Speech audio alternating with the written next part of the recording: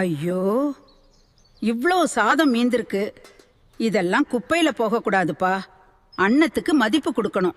இந்த ஒரே சாதத்துல 5 ருசியான ரெசிபி செஞ்சு காட்டுறேன். பார்த்தா நீங்களும் இனிமேல் வேஸ்ட் பண்ண மாட்டீங்க. மீந்த சாதத்தோடு சின்ன வெங்காயம், மிளகா, கொஞ்சம் அரிசி மாவு இப்படி கலக்கணும். மாலை நேரம் டீ குடிக்கும்போது இதை செஞ்சா சாதம் மீந்தா நாங்க ஃபர்ஸ்ட் இதுதான் செய்வோம். கடுகு சத்தம் கேட்டாலே பசிக்க ஆரம்பிச்சிடும். எலுமிச்சம் ஸ்குவீஸ் பண்ணி கலக்கிட்டா வாசனை வீட்டே நிரம்பிடும். இந்த வெயிலுக்கு தயிர் சாதம் மாதிரி நல்லது இல்லப்பா. ஒரு சீக்ரெட் சொல்றேன். கொஞ்சம் பால் சேர்த்தா நீண்ட நேரம் ஃப்ரெஷ்ஷா இருக்கும். மாவு இல்லைன்னு கவலைப்படாதீங்கப்பா. இந்த பழைய சாதத்துல கொஞ்சம் தயிர், கொஞ்சம் அரிசி மாவு சேர்த்தா போதும்.